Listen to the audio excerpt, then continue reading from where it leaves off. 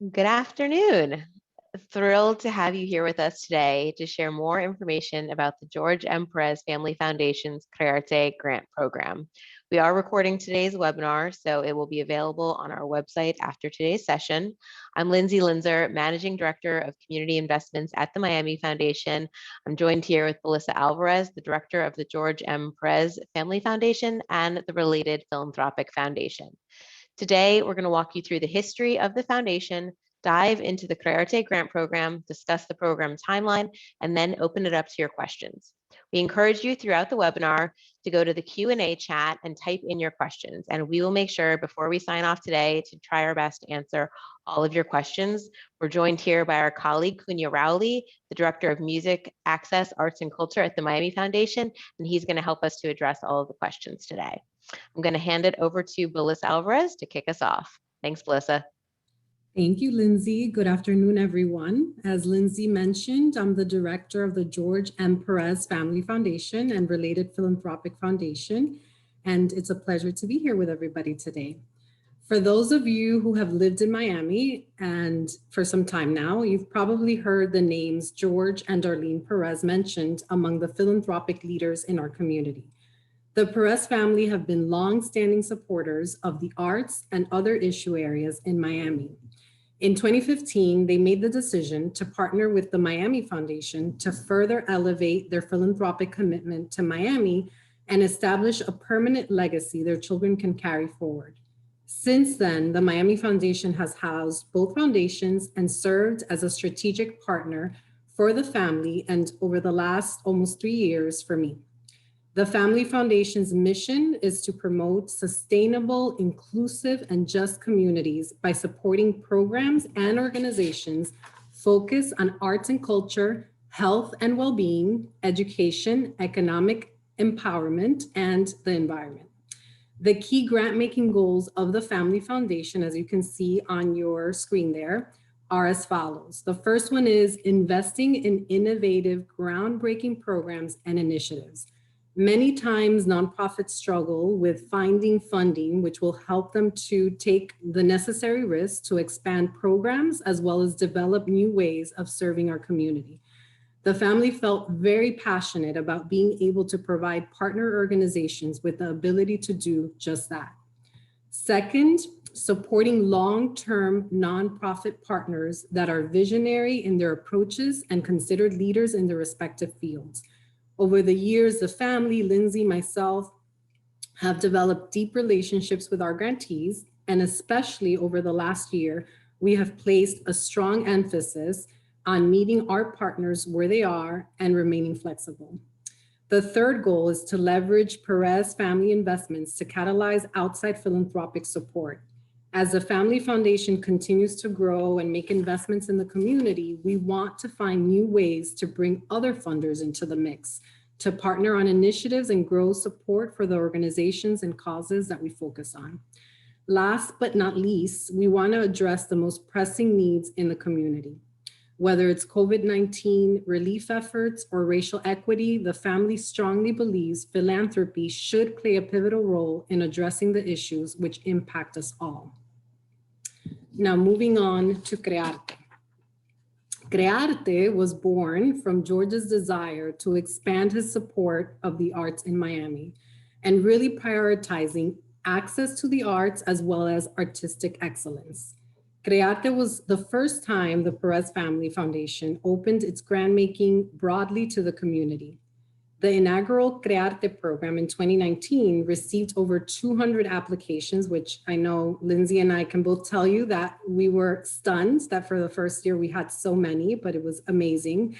And ultimately, the family made grant awards to 23 high-impact organizations to support a thriving Miami arts community. And many of you, or some of you, might be asking yourselves what CreARTE means. CreARTE translates in English to create art. The George M. Perez Family Foundation cared deeply about giving artists and youth the opportunity to create art. Giving the program a Spanish name that speaks to George's roots was very important, just because we felt like it really spoke to the family and the intimacy that the family has in their love for the arts. As we researched the local arts ecosystem and talked to experts, some of the driving principles we considered as we evaluated possible giving strategies for the foundation included co-investing and leveraging other funding, importing and exporting best practices, supporting artists and their practices, maintaining and creating community vibrancy, funding unique partnerships, focusing on outcome measurement. The family wants more than anything for their philanthropy to leverage the assets that we already have in our community and make a measured, tangible impact. It was important to the family to open the grant application to the community. We want to be inclusive and transparent in our philanthropy. Just because we don't already know you and the work of your organization does not mean you can't get funded. We understand that there are a lot of amazing under the radar organizations and projects happening around our community. And we want all to have an equal opportunity to let us know about your idea. We have learned so much since we launched CreARTE 1.0 back in spring 2019. And now we're here in the midst of launching this program for the second time. In order to ensure we have a concentrated impact, we have defined 3 primary areas of focus in which we will accept proposals and award grants. And if we move on to, well, we can stay on this slide, but the 3 areas are arts access, arts education, and artist fellowships and residencies. And on this next slide, you'll see more information on arts access. So basically, arts access is a new category. It's going to be funding support access to high quality art across Miami. It's a new category this year. And what we did was that we separated it from the arts education category that we had in 2019. And this was in large part due to the response and the feedback that we got from the first cycle. And so we felt very strongly about adding this particular category that ensures that organizations are not only focused on education, but that they're more focused on providing access to the arts, public engagement, versus just education. Moving on to the next category, arts education. The funding here is to ensure that all young people have equitable access to the arts education opportunities. An example of a grantee from 2019 is Arts for Learning. In 2019, we provided Arts for Learning funding to support its visual art, theater, music, and creative movement preschool programs at Miami-Dade County Head Start classrooms. And the program obviously is incredibly beneficial for students, but we love that the program also empowered teachers to be able to learn the necessary strategies to be able to incorporate the arts into their classroom, not only, at the same time where the program was happening, but in the future. So that was something very important to us with this program. The foundation recognizes that there is a major funding gap in arts education across the spectrum from early childhood all the way to high school and college pre-professional programs. All of the research shows that ensuring access to art as early as 0 years old is critical. It allows learners to develop critical thinking and creative problem solving skills that help ensure later success in the workforce and in life. Funding will focus on taking big bets on the high-performing organizations working to expand arts education in our community. The next category is artist fellowships and residencies. And basically, this is all about funding organizations that are helping to either create or expand artist fellowships or residency programs. One of the organizations that we funded in 2019 was Ulight Arts. And the funding we provided Ulight was to help support their home and away program, which facilitates and funds residency opportunities at 4 of America's leading artist residency programs, including Anderson Ranch in Snowmass, Colorado, and actually Georgia and Darlene had the opportunity to visit the artists while they were at this particular residency. And I know it was an amazing experience to see local artists from Miami having the opportunity to do such a wonderful program and work on their craft. George and his family believe in supporting artists, helping them to perfect their craft, grow professionally, and keep their talents in Miami. We are committed about building a sustainable community of artists. Providing space and programs for local and out-of-town artists to produce their art is essential. Funding artist fellowships allows talented individuals to make a living doing the work they love and allows them to stay in Miami. This is one of the hardest type of funding for artists to come by. So we're very proud that we were able to incorporate and keep this category into CreARTE. And just to clarify, the kinds of fellowships and residencies that we fund are not exclusively visual arts. I know sometimes people assume that, but we have funded fellowships that have, to do with writing, and obviously we'll consider fellowships and residencies across artistic disciplines. So with that, I'm going to pass it on to Lindsay, and she's going to talk you through the priorities and features of CreARTE. Terrific. Thank you, Melissa. Appreciate that. So we've told you about the areas of focus for the family, and now I want to share with you a little bit about the priorities. So, as our team reviews and considers proposals and shares them with the family, there are a number of priorities that we're going to be considering. Knowing that we can't fund every great idea, these are the priorities that will help make recommendations back to the family about the proposals most closely aligned with the values that are of importance to them. So these priorities are the things that might help an applicant rise to the top during the review process. We want to see bold, new approaches for reaching diverse audiences, for engaging youth, and lifting up local artists. We see that successful applicants will show that they have a dedication to advancing arts equity and ensuring that there's meaningful effort being put in place to reach individuals who often get left out of the arts in our community. We will reward organizations that have a proven track record and present a plan that is bold, but still realistic. And so it's not to say that unknown, smaller organizations can't apply, but there needs to be some evidence of success, past partnerships in the community that give us confidence that this project that you're presenting will be successful. Some of the key components of the program that made the first iteration back in 2019 so successful remain in place in this version. The program is once again structured as a two-phased open call to the community. Any nonprofit that meets the eligibility criteria and the areas of interest to the family can apply. And when we say eligible nonprofit, we mean 501c3 public charity, or a university or a government entity. If you have questions about that, please feel free to reach out to us. An internal team from the Family Foundation, as well as from the Miami Foundation, will review those pre-proposals and then invite a selected group of applicants to submit full proposals. We really valued, as part of the first time around, inviting in external expert reviewers to help us review applications. The diverse expertise that they brought and perspective really was so valuable as we were recommending finalists back to the family. So when you're applying, you're going to be applying in the areas that Melissa shared with you. You're going to apply either under Arts Access, Arts Education, or Artist Fellowships and Residencies. But then after that, you're also going to be letting us know what type of funding is it that you're actually seeking. Are you seeking funding to support your general operations of your organization, funding to support the expansion or creation of a specific program, or funding to support the creation of a new artistic space or improvements to your existing space?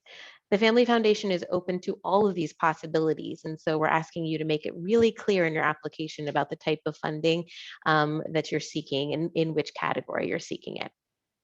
For those of you who applied as part of CreARTE 1.0, there was this explicit spaces for creation category. That type of funding is not going away. It's just actually being embedded in the other three areas of a focus. And so if you need funds to support your space, to build out your space, to find a new space, you can still apply under Arts Education, Arts Access, Artist Fellowships and Residencies. Just let us know you're looking for funding related to spaces. As part of that, you need capital funds for space. In terms of grant amounts, the grant ranges are going to be between $50,000 and $250,000 total over 2 years. And so what that means is when you're applying, you're giving us one number that you're requesting, and then we're going to be dividing it over 2 years. And so you may tell us we're seeking $100,000, and then if you're awarded a grant, it will probably be $50,000 in the first year, $50,000 in the second year. We will work with each grantee. So if there is a split that needs to be different than that, we'll work with you on a case-by-case basis. But going into the application, we're asking you for one number, assuming there will be an even split across 2 years. With CreARTE 1.0, we actually had some grantees that had a multi-year award and others just had a one-year award. We learned a lot from that first experience, and we realized that 1 year is just not enough time to get to know our grantees and our partners. And so in this round, all grant awards will be 2 years. We want to get to know our partners. We want to go deep with you and your work. And once again, we do plan to include external learning and evaluation as part of the program. We did this with the first cohort of CreARTE grantees. And so in addition to bringing on an external evaluator to help us understand the impact of this program, we also give those evaluation services to our grantee partners to help them with their own evaluation efforts. So the timeline. So as you've hopefully seen in the program guidelines, proposals are due at the end of this month. So May 28th is going to be the date when you have to have your pre-proposals submitted. There's going to be no exceptions, no extensions. The application will turn off at after 11:59 p.m. on May 28th, the application turns off. The team will then spend the month of June reviewing your pre-proposals and then making decisions about which organizations will be invited to submit a full proposal. Applicants will be notified likely the week of June 28th regarding those decisions. And at this point, it's estimated that full proposals will be due July 16th. That is subject to change, though, depending on when we actually send notifications and the invites for the full proposal. At that point, once we've received your full proposal, we will bring in our external review committees to read your applications and then bring us together to discuss applications of those proposals and make recommendations back to the family about recommended grantees. And then we are anticipating being able to notify grantees of those decisions at some point in fall 2021. We don't have a specific date as of yet. So in terms of next steps, we recommend you review the guidelines really closely. There is a ton of helpful information in there packed into the guidelines. Included in those guidelines is a copy of the proposal questions. So before you even get to the application and submittable, you can see all of the questions that we're going to be asking you as part of the application. We also include some kind of frequently asked questions and some answers to those questions. So before you go and send us an email asking a question, check the frequently asked questions because chances are it's probably already included in there. If you do have questions after attending today's webinar, we have some office hours. Unfortunately, it's likely that the interest in office hours is going to exceed our capacity to host office hours. So don't hesitate. Feel free to send us an email. We're really trying to be incredibly responsive and typically are able to respond to you within about 24 business hours. But that being said, don't email over questions on May 28th, the date that the application is due, expecting an answer before the deadline. So please make sure you take the time to review the materials early, log in, get an account set up and submittable so that you are ready and submitting the application, hopefully well in advance, just to make sure there's no issues on that last day. Okay. So here are some of those frequently asked questions. They're included in the program guidelines. So we're going to walk through some of them here before we open it up to questions that we know are coming into the Q&A from the audience. Again, please feel free to use the chat, use the Q&A, send over your questions. And after we get through some of these frequently asked questions, we're going to go ahead and address your questions. So Belissa, do you want to join me back here and share with the group the average grant award amount? Yes, definitely. So grant amounts will vary depending on the proposed activities and organization's capacity. The top award is going to be $250,000. And as Lindsay mentioned, it would be over 2 years. So Lindsay, grants to individuals, do we do them, yay or nay? So no, this program does not award grants to individuals. Eligible organizations are going to be 501c3 public charities, government entities, or universities. And so individuals will be beneficiaries of the grants because, as you've seen, we have an artist fellowship and residencies category, but it's not for individual artists to apply to. This is for nonprofit organizations and institutions to apply to because they are creating or expanding their artist fellowship and residency program. And so at the point at which those programs are funded and then those programs are seeking applications from individuals, we will make sure to promote that information. But CreARTE is not open to applications from individuals. Melissa, who's going to be reviewing applications? Who makes up the review committee? So the review committee is going to be made up of folks at the Miami Foundation, people at the related group like myself, the family members, as well as the external reviewers that Lindsay referenced earlier. So a lot of qualified people that are very excited to read everybody's proposals. And so, Lindsay, the $1 million question, do the grants come from the Miami Foundation or Perez Foundation? So this is probably the question that we get most often. So the George M. Perez Family Foundation is a donor advised fund at the Miami Foundation. And so Miami Foundation and the Perez Family Foundation work in close partnership to execute and host this program. And so the Perez family will ultimately be making funding recommendations to the Miami Foundation.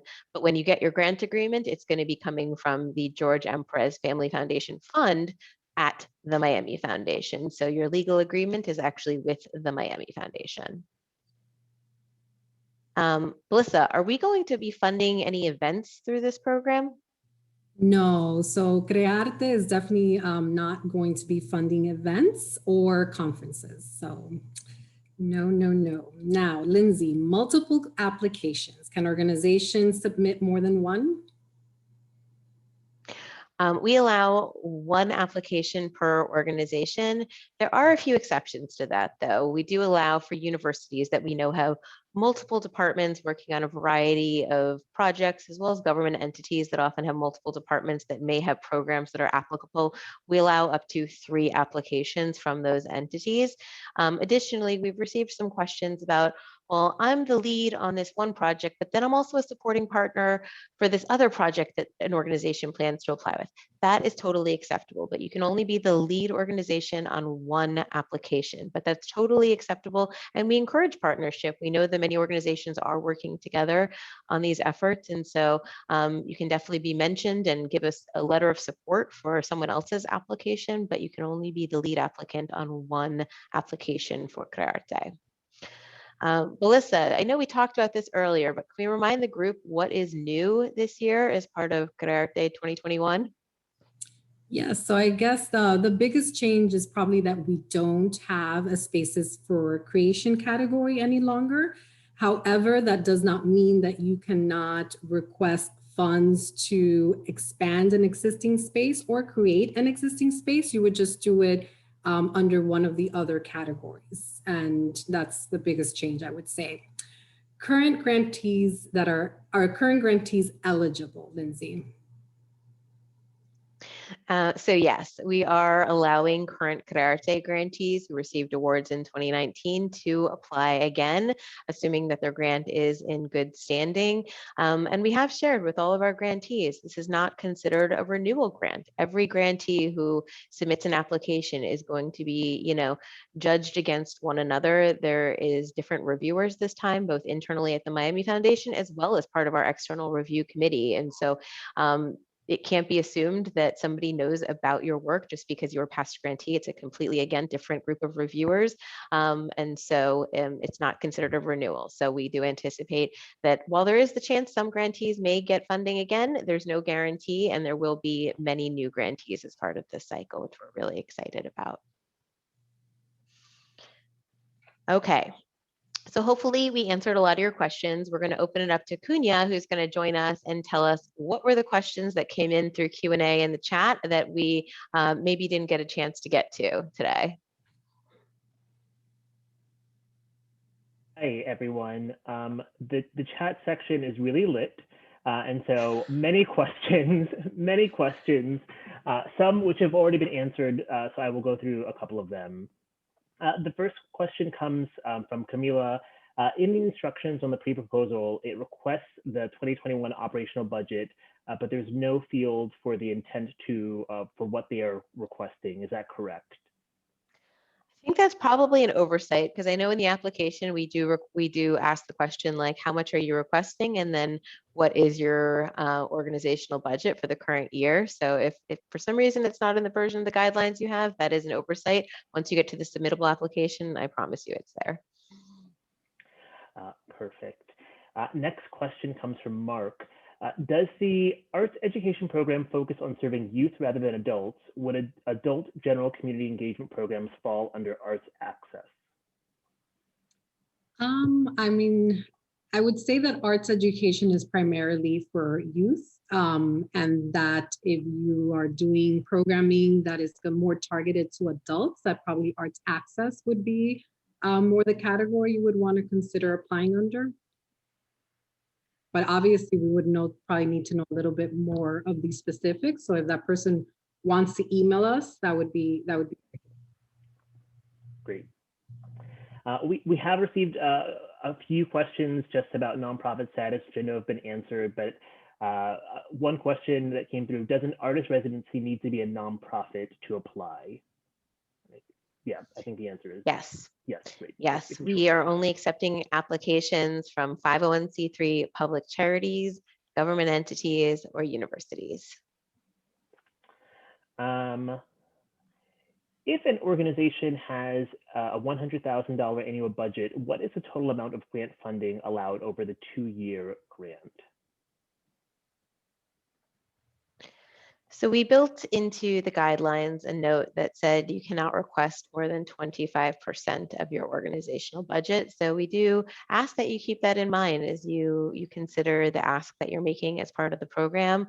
The Perez Family Foundation, as you probably noted in our kind of priorities as well as the values of the foundation, we do hope to encourage philanthropy, and that the Families Foundation would encourage other giving to your organization, especially for the project that's funded by the foundation. But it is not the foundation's intent to be the sole funder for an organization or a project. Great. One question that came through from Jorge Surya: what is the difference between a pre-proposal versus a full proposal? Is it just a phase, or does a full proposal have more information requirements? Right. So I would say that the pre-proposal is the first phase, and it allows us to have an understanding of, what it is that you're proposing, whether it's aligned to, what the program's mission is, and what we're looking for. And yes, if you move on to the second phase, it would require you to complete a full proposal, and that's going to request for you to share more information about what your program or project is about.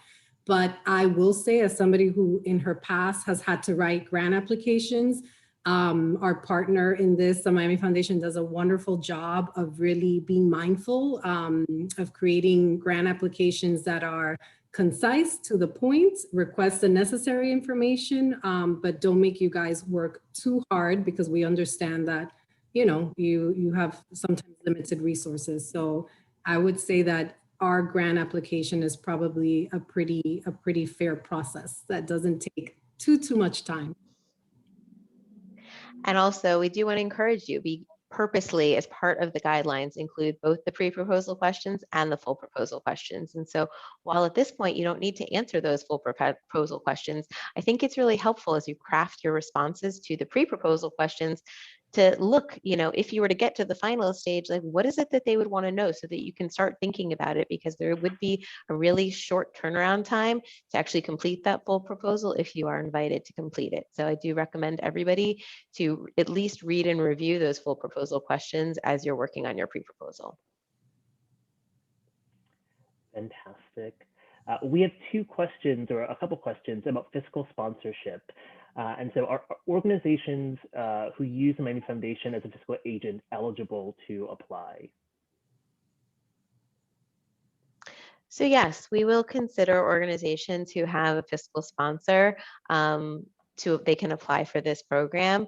That being said, if it's with the Miami Foundation, you will need to have a conversation with your relationship manager at the Miami Foundation who helps manage the fiscal sponsorship fund to ensure that they are in support of your application as you would with anything else.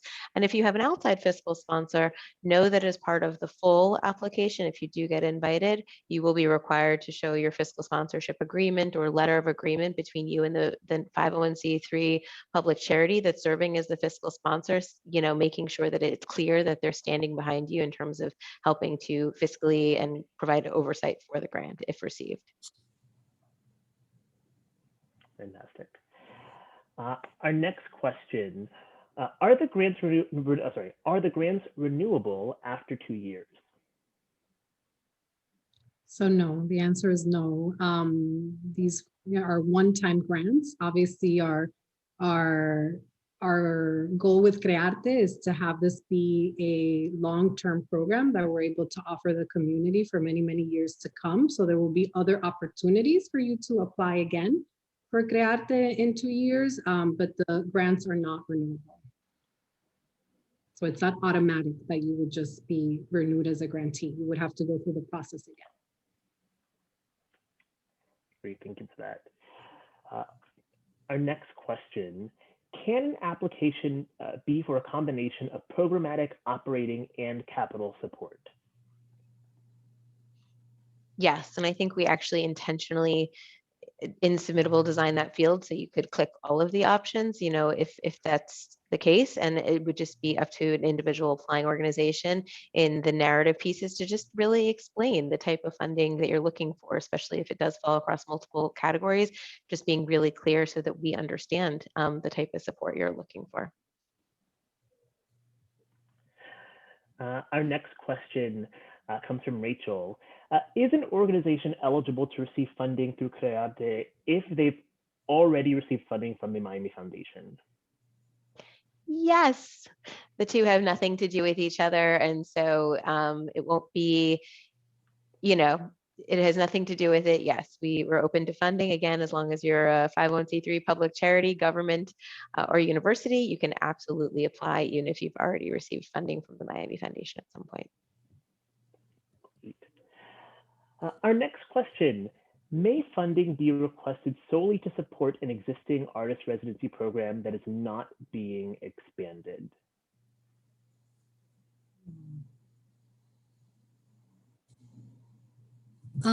So I would say that, as we note in the guidelines, we're really prioritizing initiatives, programs that are looking to expand an existing program that is successful and they want to either expand its footprint or initiate some new program that is innovative and, the organization is really trying to, take a risk with something new that they perhaps have not tried before. So that is really our priority when it comes to the types of programs and initiatives we're funding with CreARTE. I don't know if you want to add anything else, Lindsay.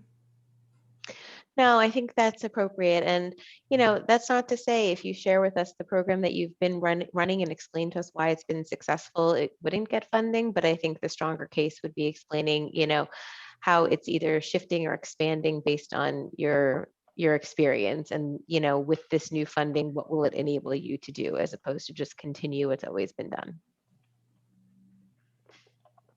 Great, thank you. Very helpful. We've had a couple of questions requesting or comments requesting further expansion on access to the arts and what that means. So I think the idea with that category for us is that we, as part of our mission with CreARTE and the Family Foundation as a whole, we're very invested in the idea that all residents in Miami have the opportunity to have access to the arts, no matter where they live, who they are, how old they may be. And so to be able to have a category that allows organizations to request funding to do just that was something that we wanted to do. I think the other thing to note is that it doesn't necessarily have to mean that the programs or initiatives are free to the community, because I think oftentimes people feel like access means that it's free. Sometimes it does, and that's fantastic. But I think it's just the ability to be able to offer the programming to the community as a whole, or being able to expand something within a particular geographic area. But that's our intent behind, is just this idea that everybody who lives here should be able to enjoy the arts, no matter who they are.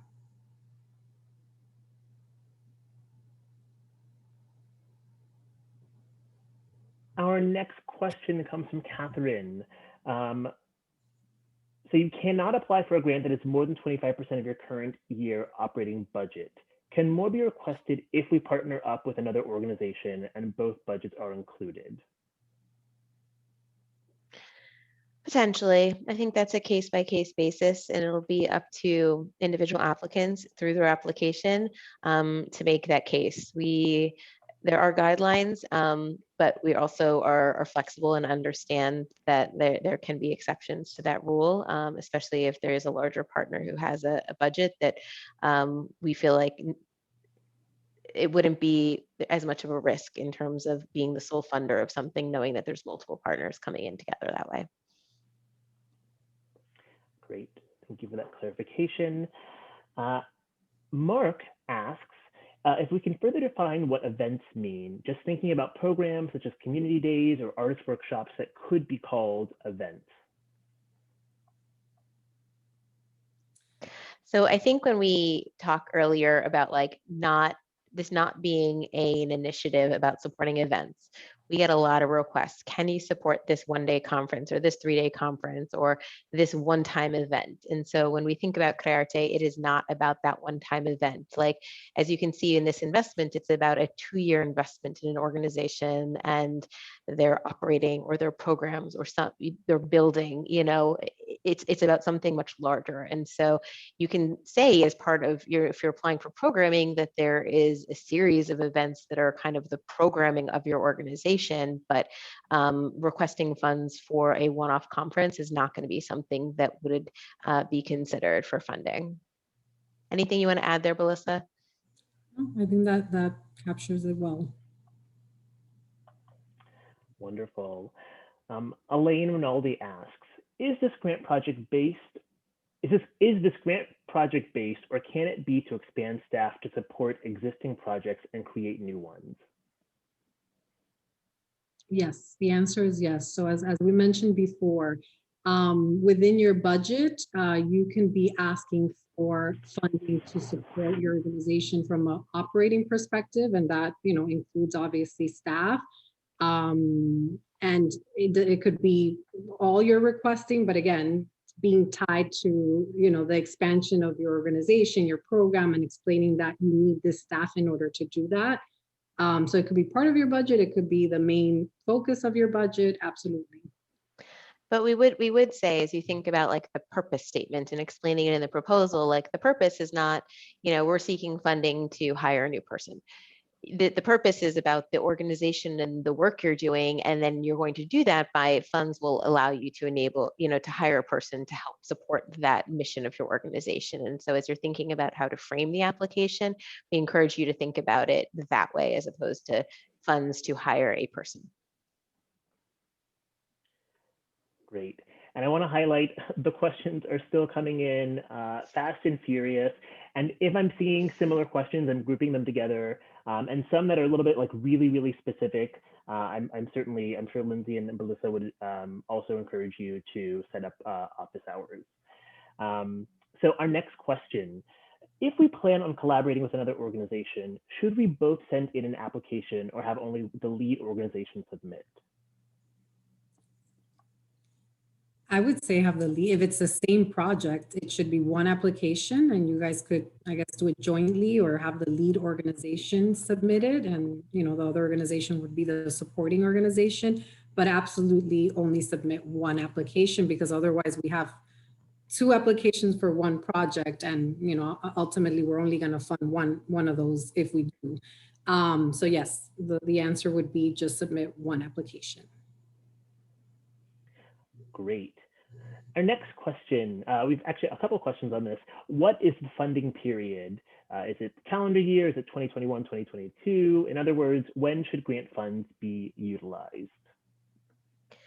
So we don't have an exact answer for that yet, but it is likely that the grant term will start November 1st of this year, possibly December 1st, depending on the timeline of recommendations to the family and decision making. So it'll likely start at the very end of this year and go for 2 years. Great. Okay, this is a very long question, and I think it's about 5 questions. So I'm going to read them all out. If we are looking to long-term lease and renovate a space, can we tick both boxes, build out existing space and build out new space? Is that an option, Lindsay? Can they pick the boxes?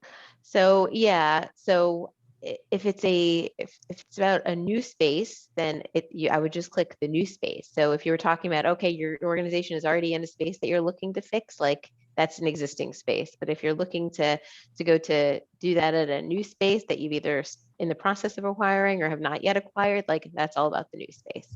But if there's a specific scenario, feel free to send us an email and we can help you clarify. And then second question, if we are invited to submit a full proposal, do we have to have a one-to-one match in place? No, there is no match requirement for this.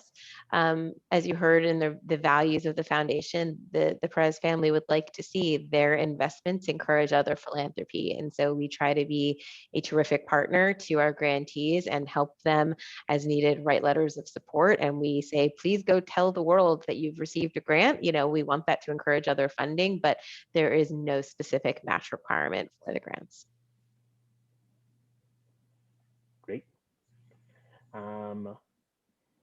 If your organization is involved in arts courses that lend themselves to public events and exhibits, is that an acceptable part of the budget?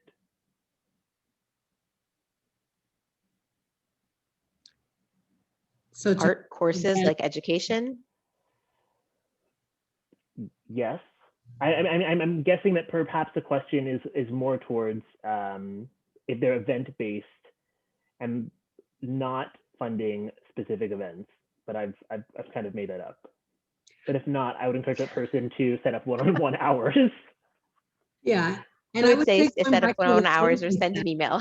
Yeah, and I think probably what Liz answered earlier, it's that, you know, if the question is about events, like it could be part of your budget if it's kind of part of an overall larger proposal and you have events within the types of programs that you're doing. But if it's just one event that you're asking to fund, that's, you know, it's not gonna meet the requirements. But if it's part of a larger programmatic lineup, that should be fine. But yes, email us.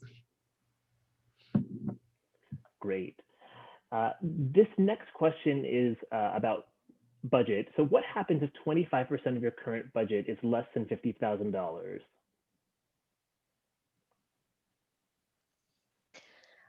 I mean, the application won't stop you from applying, but know that as we're reviewing after your application, there is a very significant chance that as we review the application and the request, it may get declined for that reason.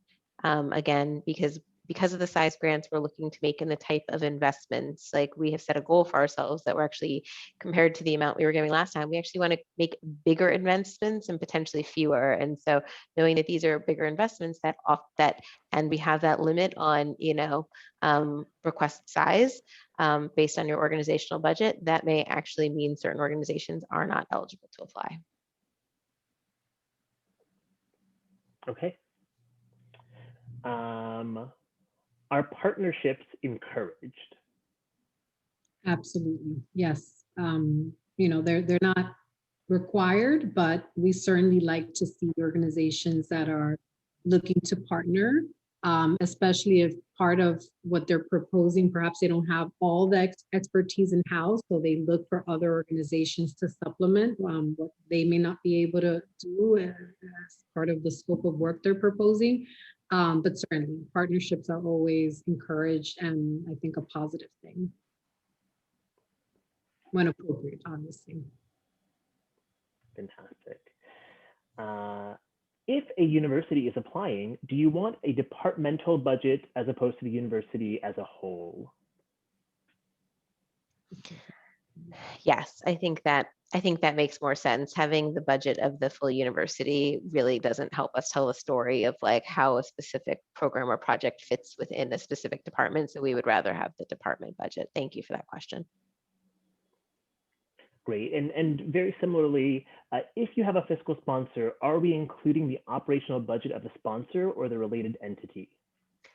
We would rather it for the related entity. We know in most grant applications, they want it for the sponsor, but that doesn't help us understand the size of the organization that's actually going to be doing the work and leading the project. And we want to be able to understand the size of that organization.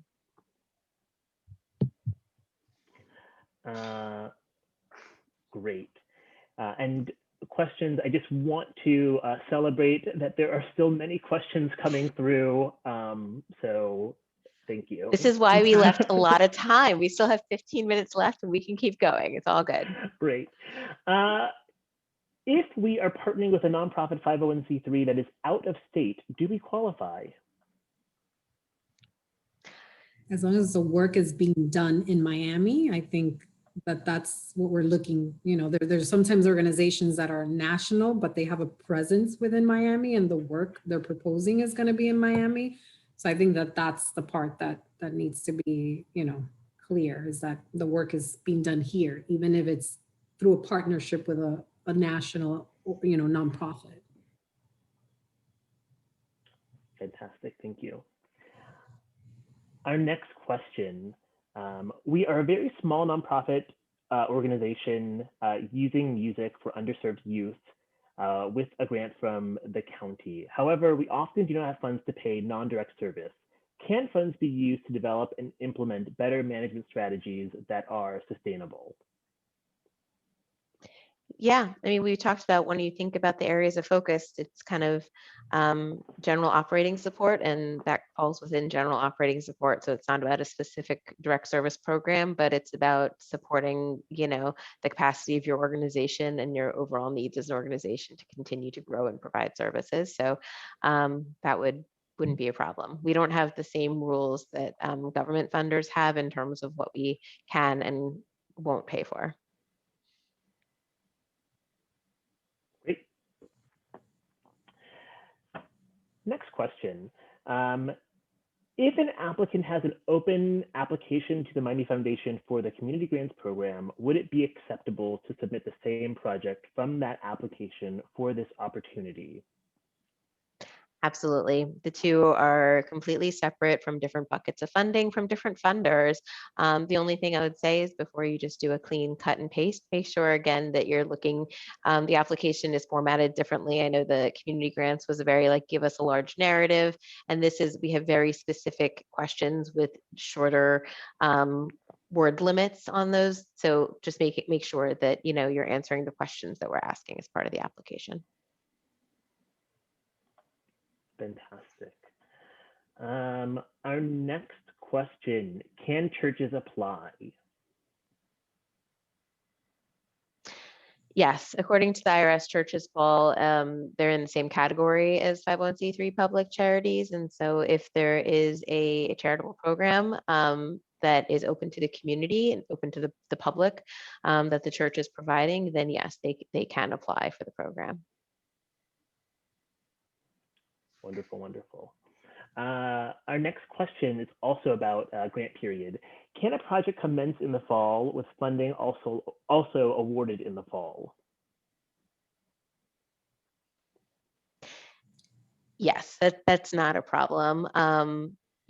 Everything is going to be on a case-by-case basis. We know at the point at which you're applying for this and when you're going to actually get the funds, we know this is a long window of time. And so we understand that for some projects, you might be starting even before you receive the funding, but that's also part of why there's an understanding that, we can't be the sole funder of any project because we need to know that this project is happening. It may not be able to happen to the same scale without Perez Family Foundation funding, but if a program was starting at the beginning of the school year in the fall and, you did receive funding from us, it would just, support the later half of the program as opposed to the first few months of it. Fantastic. We have questions about the 25% rule regarding the budget. So what should be accounted as a budget from which you would calculate the 25%? Does that make sense?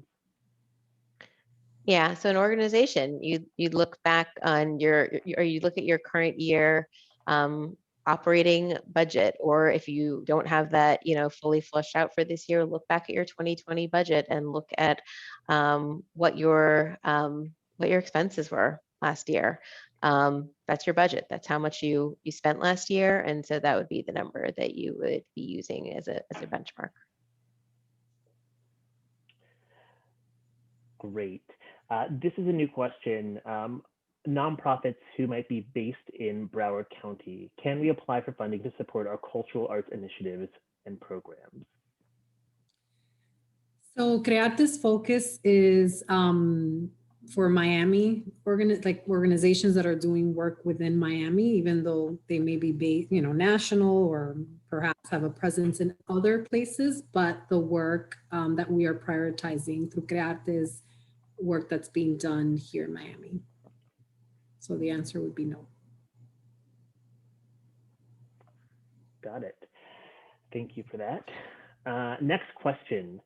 Will this be a reimbursement grant?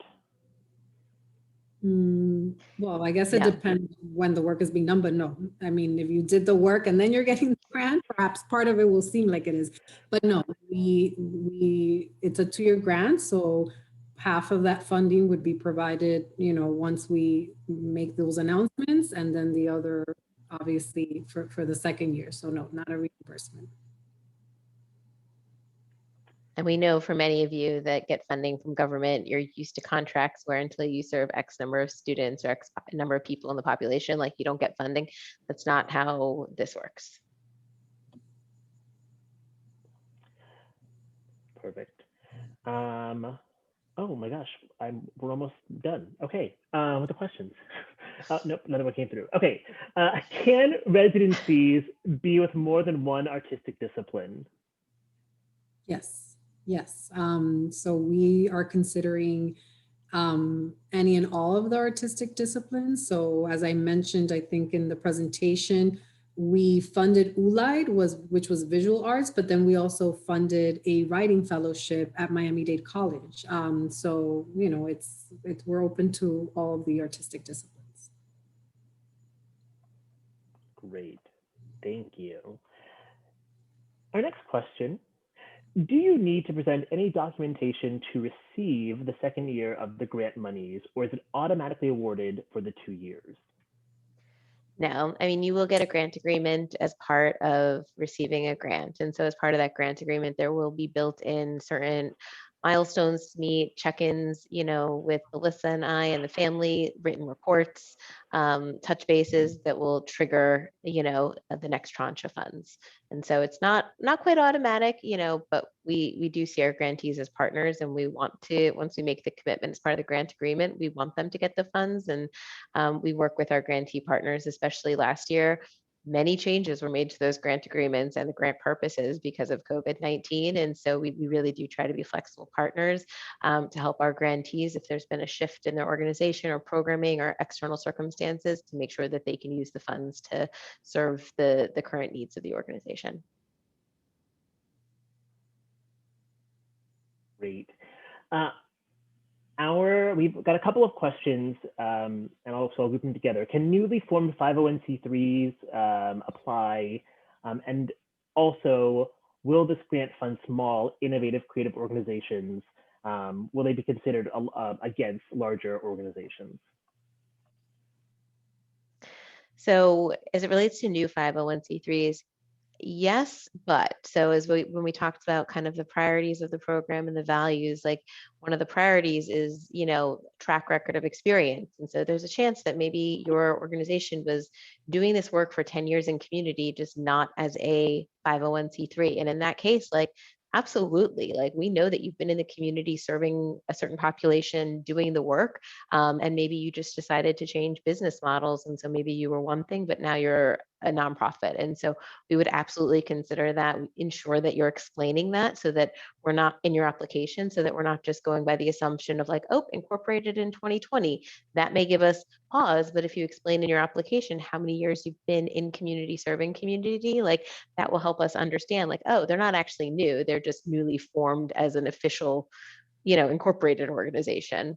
And again, to the other part of the question, like small organizations, I think we've already answered that, but there is, as we're reviewing applications, we're comparing everything against each other. And so it's not like we have a set amount of funds that are going to fund small organizations or a set amount for large organizations. We're comparing them against each other, but we also know that some of the most creative, bold ideas come out of the smaller organizations. And when you look back on some of our grantees from the first cycle, some of those were some of the smaller organizations in our community. And so it is something that we do pay attention to and try to be intentional about ensuring that we are fairly looking at organizations of all sizes.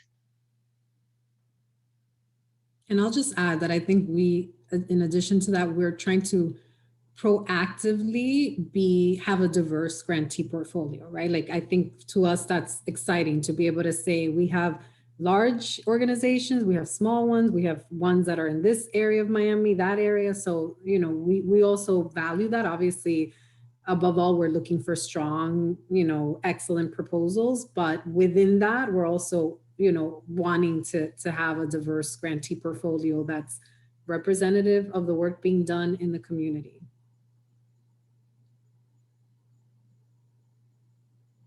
Thank you so much for that. And a couple more questions. If your projects are a mix of arts access and arts education, do you need to select one of the two on the application? Yes. You do. Yes.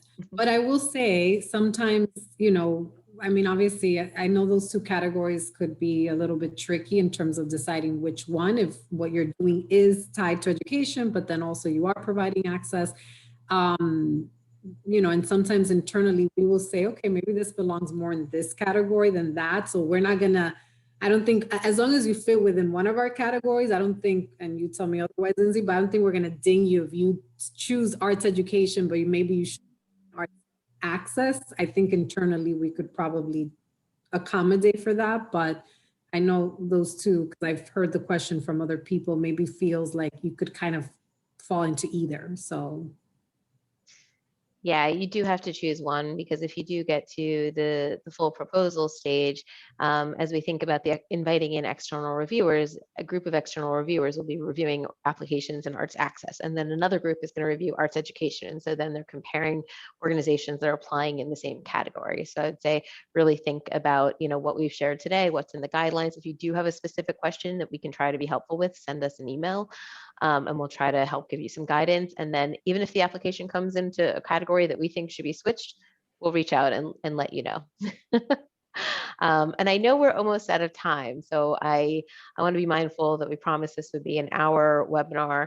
I've received a few messages that our office hours are booked, and so I'd say, send us an email. If you couldn't get in for an office hour slot, send us an email. There is a chance we may be able to add more office hours, so please feel free to check the Calendly link occasionally. There is also people who cancel because they got their answer today on the webinar, and so they may cancel their session. So it's worth checking back later. But again, we are really responsive via email, and so please feel free, give us some detail. Don't just send an email, please, that says, can you please call me to talk about this? Because that, we, as you saw, there was probably 250 people on today's webinar. We're expecting a large population applying. Send us a detailed note. If it does necessitate a follow-up call, we will call you, but we're going to try to quickly respond via email and get you quick answers. Any last questions, Cunha, before we close? Yeah, we won't have time to get to all of them, but there's multiple people have asked this question. The 25% recommended limit, is it cash-based or including in-kind? I think including in-kind is totally acceptable, because we know how valuable that type of support can be for an organization. Great, fantastic. And I do want to acknowledge that there were a couple more questions, but I don't know if we'll have time to get to those last few of them. Well, hopefully you see on the slide, we have our email addresses here. Please reach out to us. We're happy to hear from you. We are excited about your questions. We're excited about your interest in the program. So please don't hesitate to reach out. We will try to get you very clear responses as quickly as possible.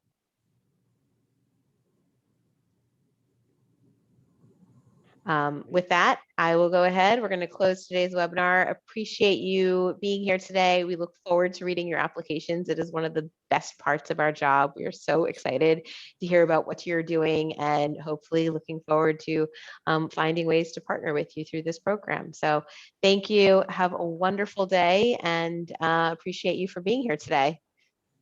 Thank Bye. you. Bye-bye. Bye.